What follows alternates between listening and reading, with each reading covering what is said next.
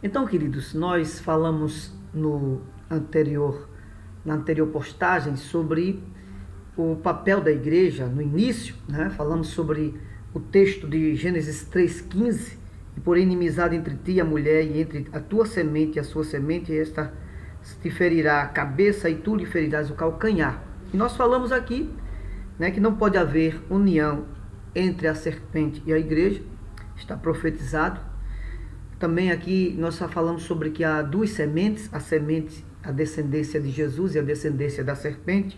Falamos também aqui que a igreja tem que manter a cabeça de Satanás, da serpente esmagada, essa é a missão da igreja. E falamos também que a igreja sempre será o alvo das feridas de Satanás, ou seja, ele vai sempre tentar ferir a igreja até o seu arrebatamento na igreja, não é da igreja. Então eu queria hoje, agora, como eu prometi na anterior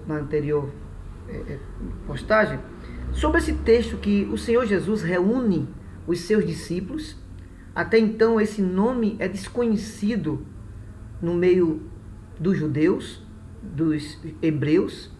Nunca se ouviu falar desse nome. A primeira pessoa que fala dessa terminologia, dessa palavra igreja, foi Jesus Cristo.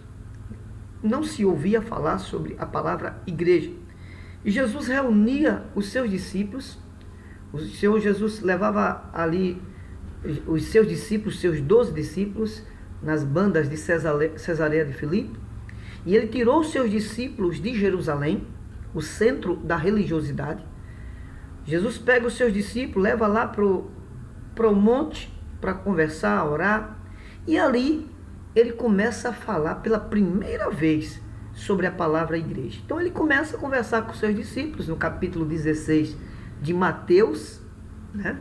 E ele pergunta aos seus discípulos, uma conversa de pastor para ovelhas, o que estão falando a meu respeito? E os discípulos começaram a falar, uns estão dizendo que o Senhor é Elias, outros que o Senhor é Jeremias, que o Senhor é um dos profetas. E Jesus se reporta aos seus discípulos e pergunta: e vocês? O que vocês dizem quem eu sou? E ninguém respondeu nada, exceto Pedro, inspirado pelo Espírito Santo, revelado pelo Espírito Santo. Ele usa a expressão quando diz: tu és o Cristo, o Filho do Deus vivo.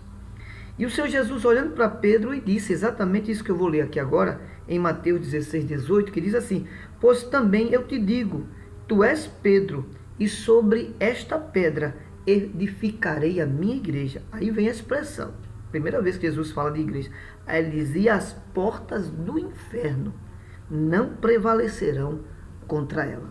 Jesus ali estava reafirmando a profecia de Gênesis, a profecia onde que a semente da serpente feriria o calcanhar de Satanás. Ora, ferir estava profeticamente avisado. Agora, prevalecer não. E o Jesus reafirma e consolida essa palavra para a sua noiva. Ele estava ali construindo ali, ele estava ali formando uma nova identidade, que agora Israel deixaria de ser nação, simplesmente nação, para agora ser a noiva do Cordeiro. O povo agora deixaria de ser um centro de religiosidade, de leis, de sacrifícios, de normas, para ser agora alguém que ele se relacionava como a noiva. E Jesus usou essa expressão em primeiro lugar de igreja, que a palavra igreja vem do termo eclesia, que são os chamados para fora.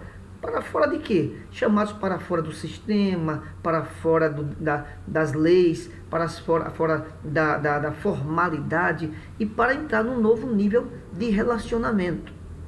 Né? E Jesus olha para os seus discípulos e especificamente para Pedro e diz: as portas do inferno não prevalecerão contra ela. E é sobre isso que eu queria hoje falar com você, que nós temos essa profecia dada por Jesus, que o diabo não prevalece contra a igreja do Senhor Jesus.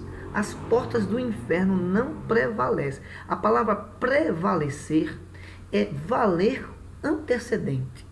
Valer antes que aconteça, o diabo pode impedir. Não.